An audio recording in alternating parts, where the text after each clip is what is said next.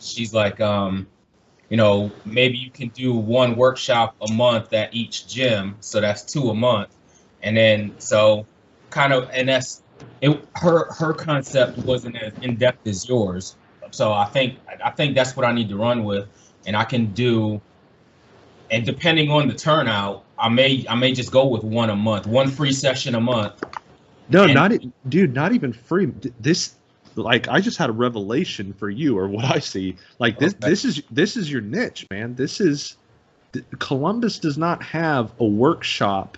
There's all these, like, I'm sure there's a bunch of like life coaches that are doing one or two things here, but there isn't a structured like just like me. There was never a structured, organized barbell clinical setting until I got there, and that's what like put me out there. That's what gave me my reputation. There isn't a structured, organized, methodical workshop, like actually designed workshop to talk about SMART goals, behavior changes, talking about how everyone's so focused on like, oh, let's just motivate you and get you in the gym.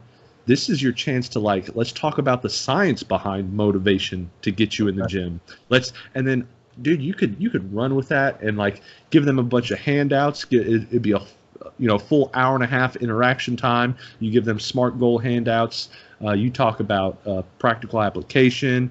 Once a month you charge like $20 a head, and you start off once a month. It blows up, it grows. You go to twice a month, it blows up and grows more. Now you have to go to more gyms than just a Y.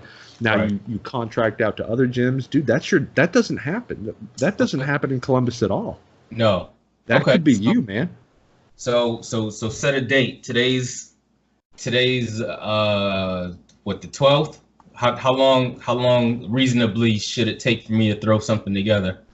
If you're anything like I was with the coaching clinics and my obsession with it, I was ready to go the next day just because I had so much information. All I had to do was put it on paper and get it organized. Right. Like I'm not about wasting time. Like, okay. Granted, you have to advertise it, so that the end of this month, May 1st, or that weekend. Okay.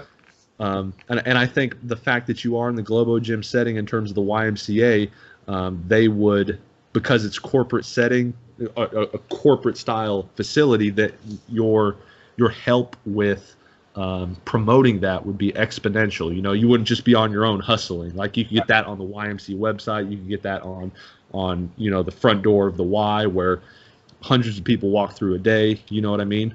Right. Like that's the one thing the Y can do for you that wouldn't cost you anything, is advertise that class. Right. And realistically, that's something I actually thought about doing a while back, and because the library has rooms that you can pretty much get for free. So you could just practice there. Yeah, you could like get a couple of people, be like, hey, let me but before I charge for this, you guys get a taste of this for free, and in return I get to refine this lecture that I put together on you. Right. This interactive lecture. Right. Yeah, that would shoot, man. If ever I get back there and we can open up a little studio, man, we'd have a little podcast room. Yeah. We'd have a little a lecture room, and then we'd have a little gym, man. We'd have the whole 9 yards. Yeah, absolutely. I mean, that's really, man, that vision is a lot closer than what it might seem.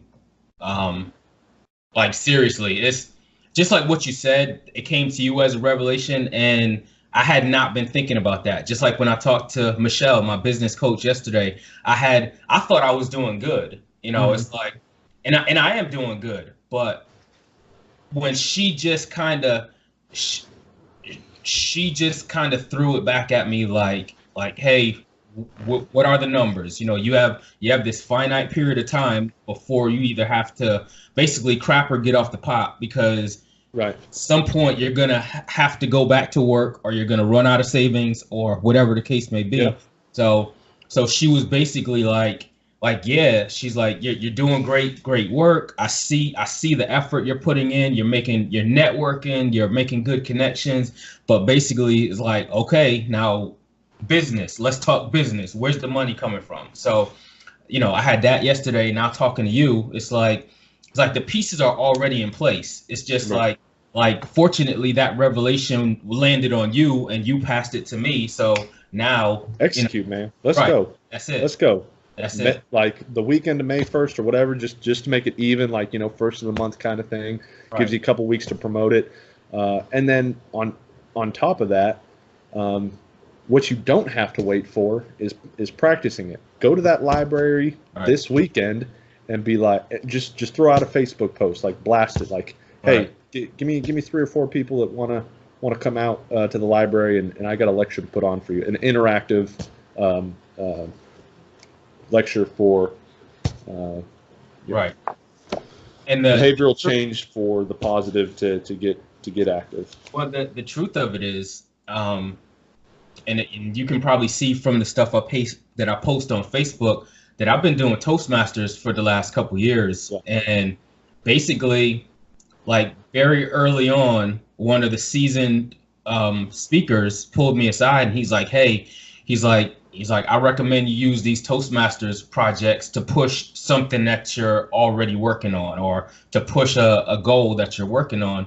So basically, every speech, just about every speech I've written has had something to do with motivation or nutrition or coaching or something. So basically, I already have.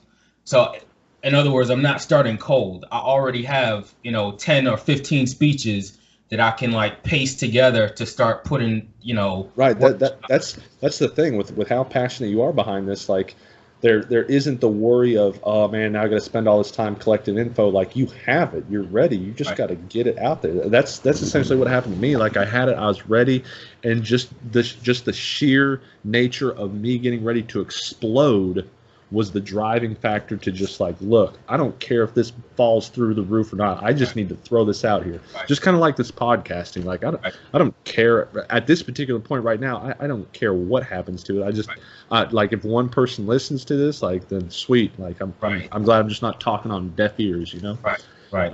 It's, and it's and something that needs to be that's done. Right. yeah, that's one area where I've gotten a little bit not necessarily passionate about, but just more educated on, was behavioral change. At my new job, it's health promotion, based. So there's everything I have to do at minimum always starts with behavior change, right? Because my interaction is now conversation based and is now clinical setting, like I talked about.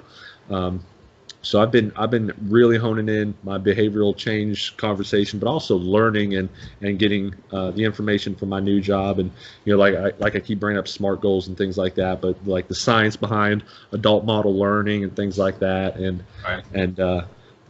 it's definitely not my ultimate passion, but it is a heavy interest of mine, and 100% applicable to what we do, as you know better Right. than anyone. I think that's your niche right now. You're once a month, literally label it like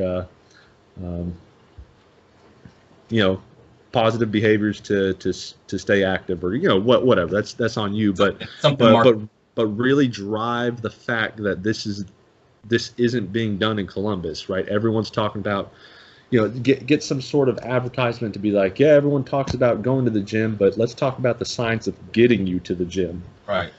So really emphasize that part, because nobody's that would turn an ear, like, oh yeah, it's so cliche, like, let me get you motivated to go to the gym. Like, Right. that's Right. that falls on deaf ears. But Right. getting you to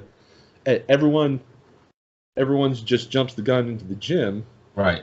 But we forget the initial part. And you could have a ton of first timers, people that have never exercised before in their life, be a part of this, which is the ultimate goal. But two, from my experience, those first timers, with anything that becomes first time, they become your most loyal, because you're their first experience. They soak up you, they're fresh meat. They appreciate your philosophy. You're the one person that got through to them. So Right. those are the people that are gonna like spread your word like fire. Right. And that's, seriously, you could blow that up. That's Right.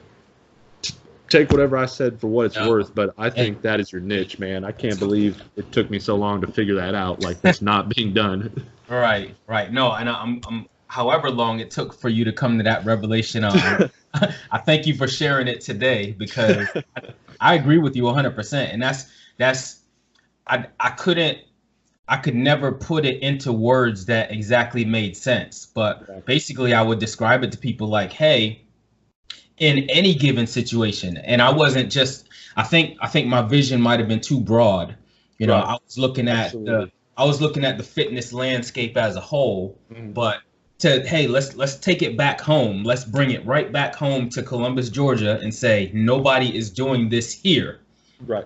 And I said people have an overabundance of fitness options nowadays. It's overwhelming, the amount of information that's readily available and the number of options that are readily available. Like, I spoke to Chase today, and he said there's something like 90 gyms in Columbus, and it's like, so. And I don't know. I didn't ask him where he got that number from, but you know, needless to say, there's an overabundance of options for fitness. Right. You know, the thing is, we all have the desire to be fit. We all have the options and the information available to be fit, but there's something missing there. Right. There's obviously something missing, because we as a whole are not reaching our fitness goals. We are not healthy. We are not doing the things we know we need to do. Something is missing. So like you said, and nobody's doing it. Yeah. And you could take that behavior change can be twofold, because one of the fitness side, but also the nutrition side. Like, you don't even have to talk about, like, hey, this is my plan for nutrition. Like, you're not even going down the route of hey, what diet works. You're not even talking nutrition. You're talking about the science of compliance, of rationality, of understanding radical mindsets, red flags to look for, like, and then again, crossing, making a bridge for that gap there. Yeah, bridging the gap. And it's like, that was, man, just what you said. That was my big thing, that you know, everybody is so hypersensitive about scope of practice and not practicing without a license and stuff like that. And my thing is, I don't have to tell a person what to eat. That is not my scope. You know, cannot sit there, because there are medical concerns, genetic concerns, there are intolerances, allergies, that I'm not touching that. Right. However, I can tell you how to create the habit of eating well, how to create the habit of sticking to your fitness plan, how to create the habits that will get you to where you want to go, regardless of what plan you choose. I can teach you how to choose an effective plan without me telling you which plan to choose. You know what I mean? Right. So, and I think what's going to happen is obviously the Y will be your hub for now to get this going.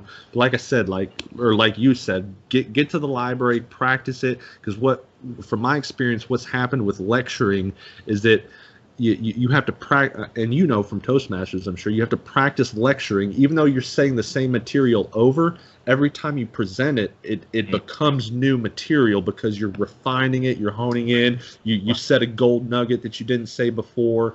And then once you have this lecture series, this interactive lecture series honed in, then you're not stuck to the why anymore. Then you're traveling. Like, hey, I've got a schedule. So even though it's only once a month that you're putting it on, you could have a schedule lined up of, like, yeah, I'm only doing it once a month, but I have 10 gyms this month that I'm traveling to for their once a month interaction. So, 10 gyms that you get 10, 15 people in there at $20 a pop. I mean, you're talking $3,000 there a month from 10 traveling sessions within Columbus. And then you your brand builds, your name builds. Now you're going to Auburn. Now you're going up and into Atlanta. You're doing traveling seminars. But it starts with Columbus, because the need's there. Nobody's doing it, and most importantly, the people that are doing it aren't organized, structured, and have something built upon. You know, like everyone was quote unquote strength training or resistance training before me, but I mean, what I paved the path for was like a structured program. Like, look, you come here to get on the barbell program. You know, Right. this is what's going to happen. So. I think what would be critical to your lectures, obviously, I keep saying interactive and times like that, but giving them what you would want to give out for free, and it still wouldn't be for free. They're paying for it from the lectures. Give out a bunch of material, like tangible stuff they can use. The SMART goals, literature, little interactive mind things that you create. You know, like little questionnaires that you've created personally that they would fill out to get their minds turning and kind of like looking inwards, if you will. You know, questioning themselves. You know, give out a bunch of handouts and information to them so that when they leave your lecture, they're working on your material for the next 3 to 4 weeks. You know, like even though you only saw them once, what your brand, what you're doing is in their face constantly. And that still sounds real businessy and selfishly, but morally, like they're still progressing. You know, they're maturing. You've helped them. You've given them stuff. Because that was the other thing. Like that's where I started. Like, yeah, it was cool to teach somebody to lift, but then they'd leave and I'd never see them again. So I was like, man, that's not good enough for me. Like, let me give you materials. Let me give you programs. Let me give you stuff that you can use. You know, it's cool that I got to teach you how to fish, but let me send you with a tackle box as well. Right. And that's, truth be told, and this is a lesson that that I'm having to learn. Because I am working from a position of passion, that business is still being done. You know, my passion is to provide value to my potential client, to spread the knowledge that I have received and process it and put it out in a way that it can help other people. That's a value statement. You know, that's a value proposition. So, I talked to one of my old business instructors the other day, and he was like, basically, if you wanna be good in this business, you do it for the passion, but you have to be a little bit selfish too. You know, you have to. Right, you got to take care of yourself. Right. So, I mean, I think you might have just made that clear for me. And like you said, I think it's a lot closer than what it might appear on the surface. So, 2 weeks is definitely doable. Yeah, I mean, it's too easy at the bare minimum, for the Y to like put something on their front door with your name, your picture, and then what your lecture's called. Right. If they did the bare minimum, which would be that's several hundred people per day at both locations seeing that 14 days in a row. Right. If you got 5 people the first time, that's a success. You know, Right. That's all it takes. That's the start, man. Right. You got what? You brainstorming titles? Have you done that before? Thought on like what you'd call your lecture, your I have interaction. I have a few actually. The one that I was really looking at pushing hard was, and I don't have a play on it, but it was going to be a play on fitness goal setting. So, like, we always talk about goal setting and, you need to set some goals. Well, like you said, SMART. Even for people who are familiar with that acronym, have they actually applied it to their life and their, in their goal setting? There's other things that I've studied, like you can't just set a huge goal and then not have any kind of roadmap to get to it. It's like, it's nice that you set that huge goal, but what's actually going to draw you to it? The setting of the goal is just the first step. What are the little baby steps in between that are going to drive you toward it? So there are things that I've studied that say, set a goal that is just this far out of reach, because then you start getting into that self-efficacy. Bingo. So Bingo. once you start crushing them, then it's easier to kind of lead out a little bit further. And it's like, okay, well, I crushed this close goal. Let me cast out a little bit further and let me see if I can reach for that one. You don't necessarily shoot for the stars right away, or you can if you want to, but that's not the goal that's gonna, Right. draw you That's the right goal, away. but what's the micro goals in Right, that process? right, Yeah. right, What I've been honing on, or really has been standing out to me when I'm trying to help people.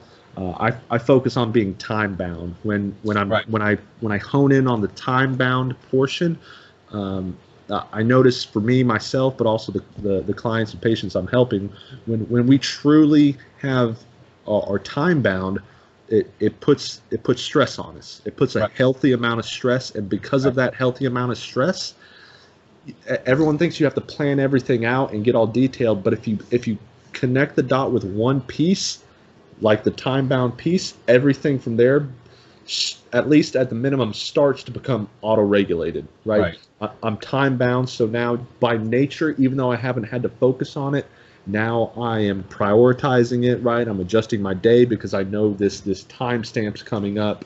I'm adjusting things to make sure that my process is becoming appropriately prioritized, because at such a benchmark as this timestamp, I'm going to be held accountable and have to own up for it. So right. there's that auto regulation effect in there, and I mean, man, you could. I honestly don't think um, your your lecture or your clinic, if you will, would be just a one clinic. I think it would have to be a series. I Yeah, mean, series one being, maybe the basics of a SMART goal to give people something to like start with and use. But right, I mean, every series after that could be deeper and deeper and deeper. And right, if you're constantly going around Columbus, doing the initial lecture series, and then everyone's buying into that, and then you have follow-up series. So every month you might be putting on 10 initial lectures, but then on top of that you might be doing 5 to 8 follow-up series, and then I mean now you're talking 20, 25. I mean you're talking full-time job now just putting right, on your lectures. right, right, I mean that is an exponential effect, and most right, importantly, it's needed. I mean, right, you will the gyms in town, man, that's another route. You've created an exponential effect, because now the gyms are on your side, because what have you done for them? You brought them business. They're right, wanting you there. Oh my, that didn't even cross my mind. Like now, right, like yes, you're trying to help the person, but now you're helping the business. So now they like people are wanting you, not only individuals, but now these gyms are wanting you. Like, hey, please come to my gym. Please right, put on your lectures, because I want to help my business grow, and you want to help the people, dude. right. You're a millionaire. Just just write the check right now, and you can cash it later. And it's stuff like this, man. Like I'm never able to put thoughts together as well as I am when I just start spitballing, when I just Right, start talking. Like right, all of this just kind of like was right, able to come right, uh, full table, just being able to talk to you about it. right. Absolutely. And I'm excited for you. I mean, I'm getting pumped up over here if you can't tell. Yeah, yeah, yeah. It's so the next step is, just to stick to these dates. So, you're really good about keeping that fire stoked up under me, like with your text every morning. So I just need you to keep that going, just to make sure I stay on top of it. Yeah, man. Um, You, yeah, are you in touch with your YMCA bosses? yeah. Like, will you be talking to them tomorrow? Yeah.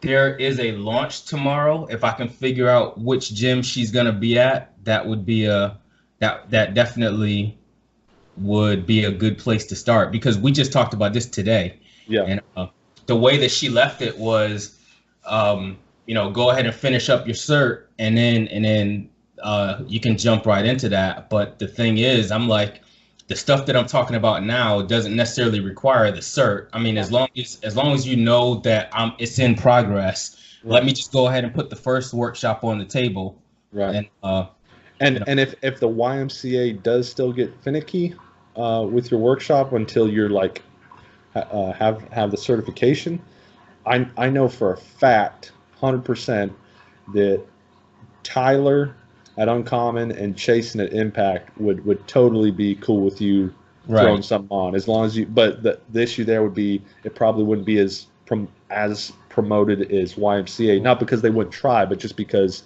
again, the corporate setting of YMCA. Right. It's not getting the eyeballs. Yeah. So I think I wouldn't even wait on that either, man.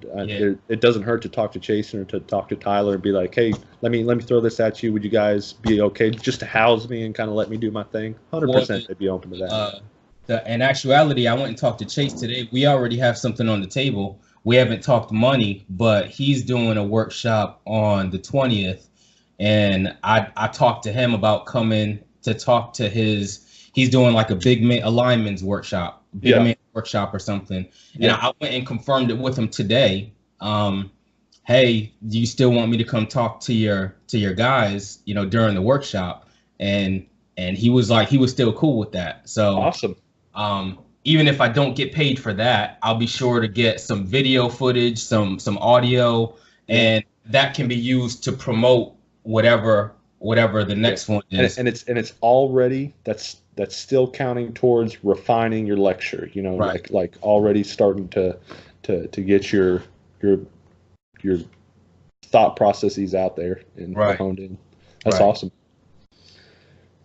Well, it's a good thing that I pressed record when we first started talking, because I'm gonna make all of that. Yeah. I'm gonna make sure and send you this chunk, this first 26 minutes separately. Okay. And you can do with what you want with it. Maybe even use it to as advertising, or send it to your coaches or mentors or the whoever you think would need to see it, or if you just want to blast it on YouTube. Right.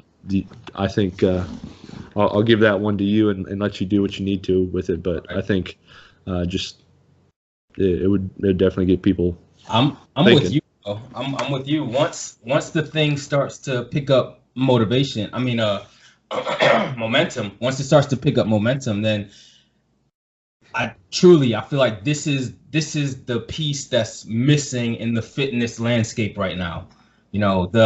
The practical application of, we all know what to do. We all have plenty of information. Well, we all need that trusted professional to, first of all, tell me when I'm being lied to. Tell me when there's some crap that might sound good. It might sound rational, but it doesn't have any weight behind it. It doesn't have any experience behind it. It doesn't have any research behind it.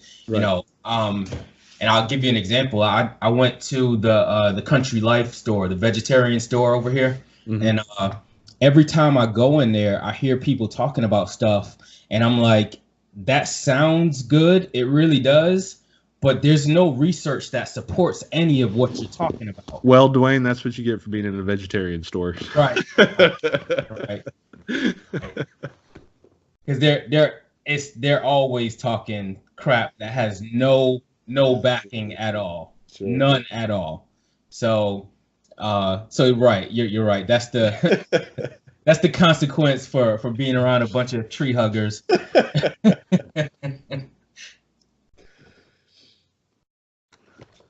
But for sure, it's really no question of if the floodgates open. It's a matter of when the floodgates open, then what's the next opportunity? And like I said, man, if you really want to run with this, I don't know how close you are to stepping off the beaten path and going full throttle on your entrepreneurial vision, but like seriously, it's wide open. It really is. And just like what you sent me earlier about the way that Gary Vee approaches it, like, and I really like the way his model kind of supports what you were talking about, and just capture content. He called it document. So just capture Gary Lee, man. Yeah.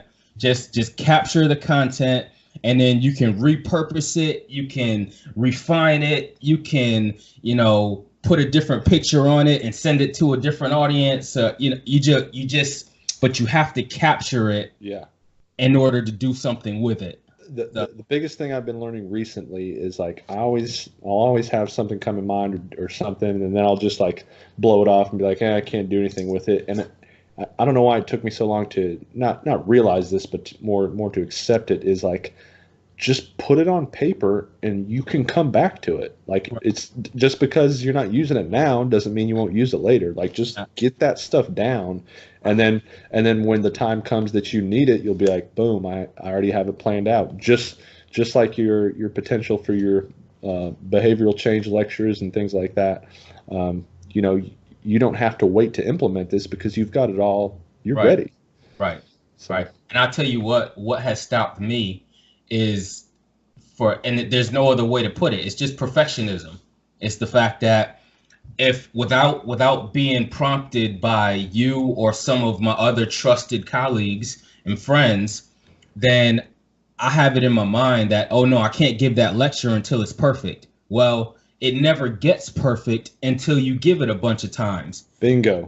And it's still not perfect, but it gets better every time you do it. I never became a good coach until I started putting on these clinics and started getting exposed to all these screwed up people and stuff. And I never became a good filter of evidence until I started questioning those. And it's really intimidating to question kind of like standard things like, that are just accepted knowledge, because one, it's intimidating. Two, it's a lot of work, because if you're going to go against status quo, you better have every T crossed and every I dotted, because if you don't, you're going to get discredited and you're going to be screwed. And that's where just as much as behavioral change and that bridging the gap to fitness and nutrition is 100% needed.